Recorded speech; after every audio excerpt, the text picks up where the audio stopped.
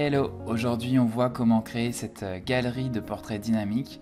Vous voyez, le résultat est visuel, impactant, et la bonne nouvelle c'est que vous pouvez faire exactement la même chose dans PowerPoint, et je vous partage la méthode tout de suite.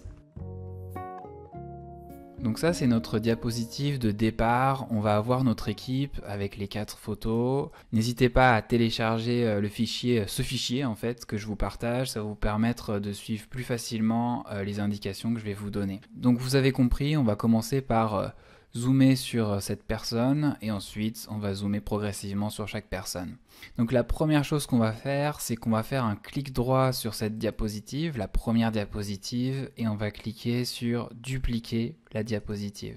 Je vais supprimer le titre sur la deuxième diapositive parce qu'on va vraiment se focaliser sur les personnages de l'histoire. Donc ce qu'on va faire, c'est qu'on va agrandir le personnage sur lequel on va vouloir mettre de l'emphase.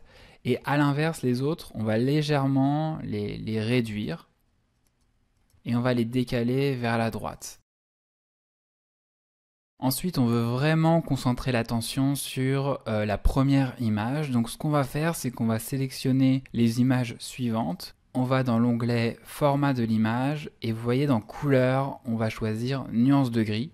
Comme ça, on va moins attirer l'attention sur les personnages secondaires qu'on va présenter de toute façon dans les diapositives suivantes. Ensuite, pour assurer une transition parfaite entre les deux diapositives, on va dans Transition et on clique sur Morphose. Je vais mettre la durée à 1 minute 25, mais là, vous pouvez évidemment mettre la durée que vous souhaitez. On peut tester et on a déjà une transition qui est super sympa. En dessous de l'image, on va ajouter un texte avec le nom de la personne et son poste au sein de l'entreprise. Et la dernière chose qu'on va faire, c'est que sur ce texte, on va aller dans Animation et on va ajouter une animation, par exemple flottant, et on va mettre un démarrage avec la précédente pour faire en sorte que ça s'anime automatiquement.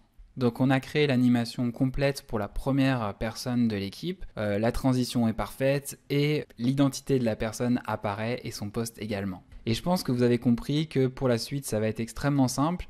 Il vous suffit de faire un clic droit sur la diapositive 2 et de venir la dupliquer. Et on va reproduire exactement les mêmes étapes. Donc on va réduire la première image, la deuxième va s'agrandir.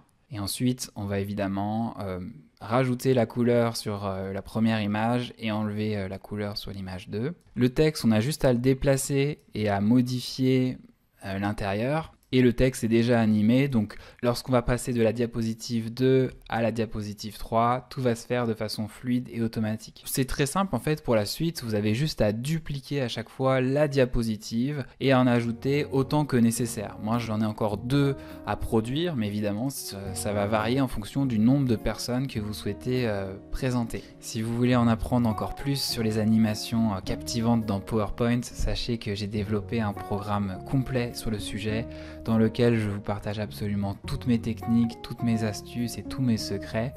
Et notamment, on reprend ce projet de galerie photo et on le pousse encore plus loin avec des techniques plus avancées. Je vous mets toutes les infos en commentaire si vous voulez vous renseigner. Et en tout cas, j'espère que ce tutoriel vous a été utile. N'hésitez pas à mettre un pouce bleu, n'hésitez pas à vous abonner et à commenter si vous le souhaitez. Et moi, je vous retrouve dans une prochaine vidéo. Ciao!